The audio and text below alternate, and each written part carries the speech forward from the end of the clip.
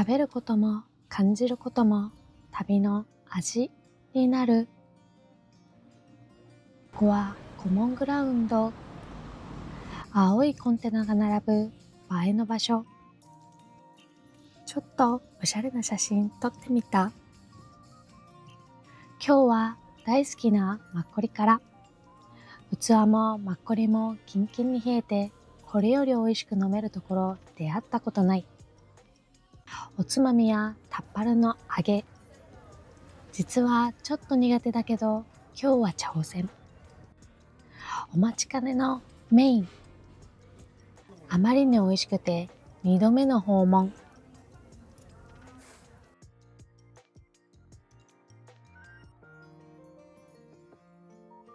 スンドゥブチゲも一緒に。豆腐がふわふわ、辛さも絶妙。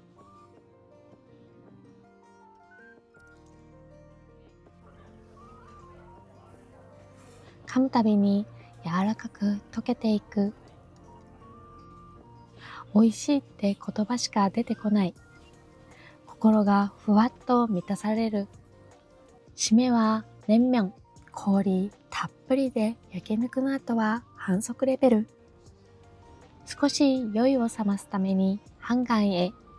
夜の風がほんのり冷たい。ライトに照らされた電車が静かに通り過ぎる。ハンガンは今日も変わらず人でいっぱい。本当はもう一杯飲みたかった。そんな顔してたと思う。大変なことがあっても川沿いでぼーっとするだけで少し救われる。今日はノランジにやってきた。ハゴンが多い場所。学生が集まるところだから価格が安しめ。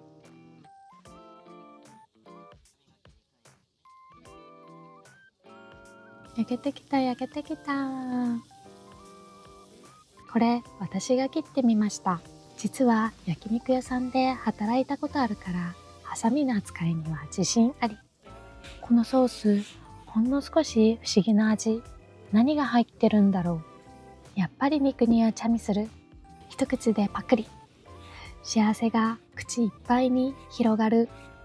お腹も心も満たされたから少し散歩してみよう。秋の花火大会ではこの場所が人でいっぱいになるらしい。電車が走る姿はなぜかいつも撮りたくなっちゃう。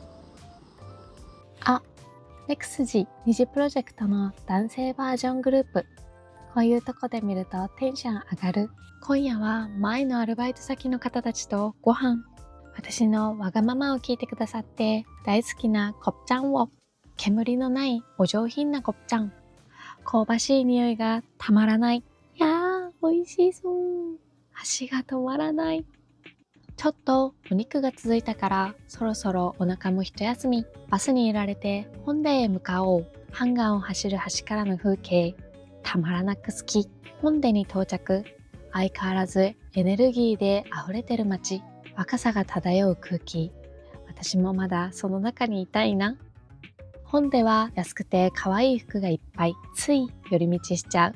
ミョンドンでピンとこなかった時はいつもここに来る。歩きたくなる道って名前の通り、本当に歩くだけで楽しい。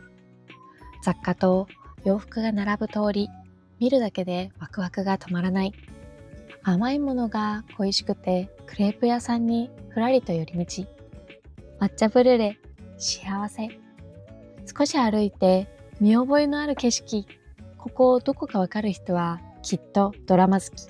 正解はイテウォンクラスのチャンガでした。イテウォンが舞台だけど本殿にも撮影地があるんです。ドラマの記憶が重なる場所に来ると胸いっぱいに幸せになる。次は見かけたらつい寄ってしまうニューニューへ。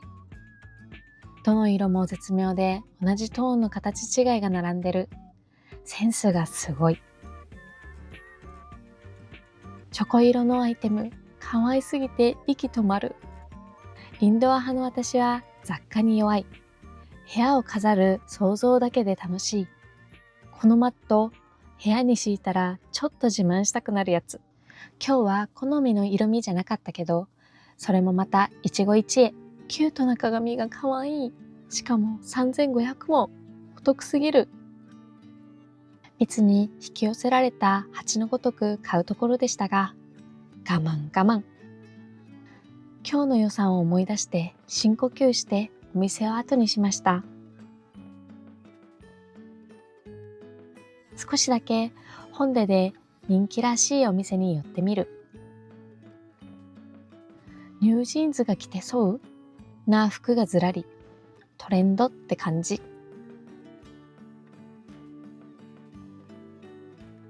もう一軒、表にある気になる服を見てつい中へ。待って、このスカート可愛すぎるのですが。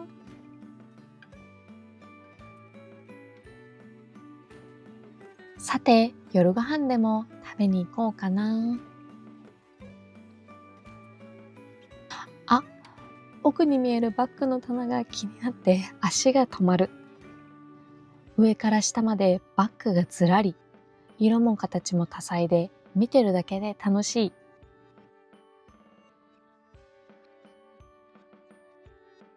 ニューニューと比べると今回は圧倒。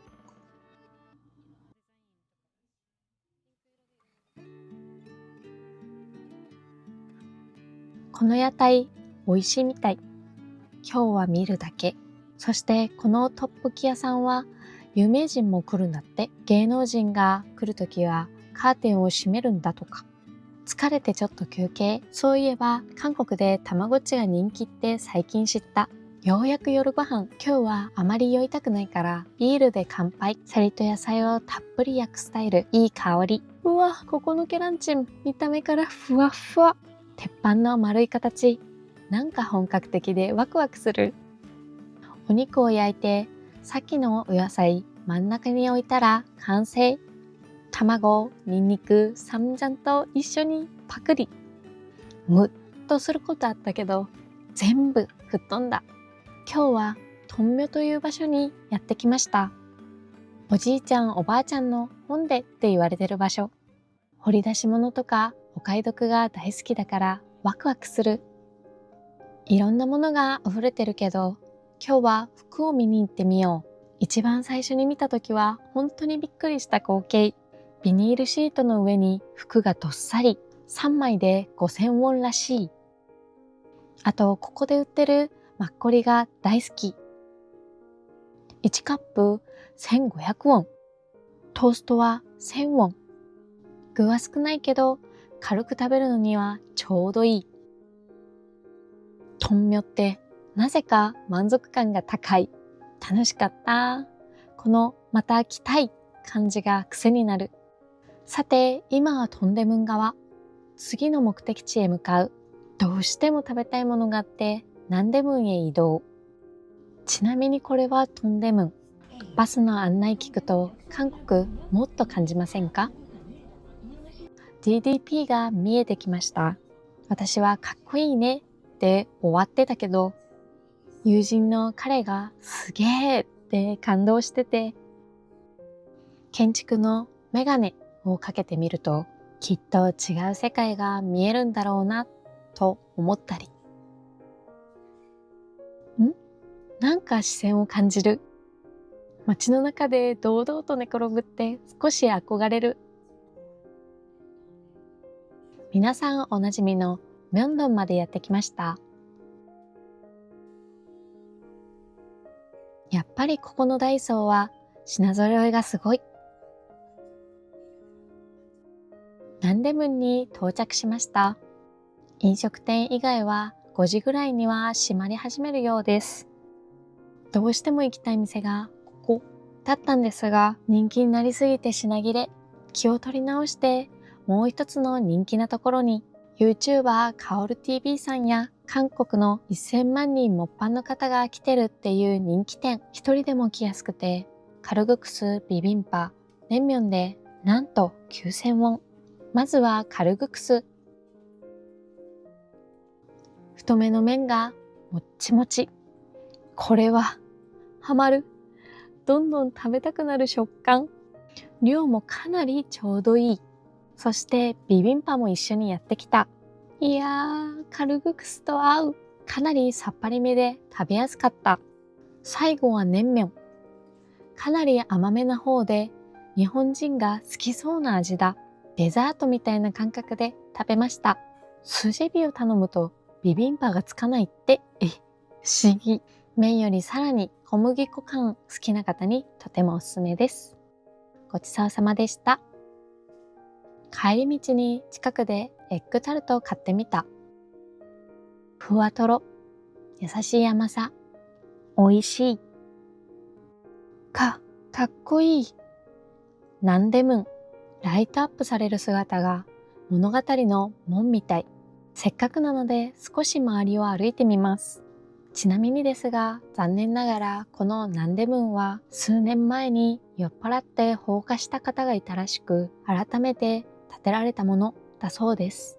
その際にはとびっきりいい木材を使ったそう。改めて長い歴史の中で守られてきたものの凄さを感じます。今日も一日楽しかった。お疲れ様でした。今日は万温シジャンに来てみました。個人的にはガヤガヤしすぎず落ち着いていて好き。人がたくさん集まっていて人気のチキン店のようです。私たちは今回オイラクというお店で食べます。かなり人気で1時間待ちでした。今日もやっぱりマッコリからリンゴ味気になる。リンゴサワー？いや、マッコリの風味が後から来るって感じ。エビチヂミ届きました。今日の主役、唐辛子揚げ。大きい唐辛子の中にびっしり具材が入ってます。初めての感覚。でもピーマンの肉詰めに似てる。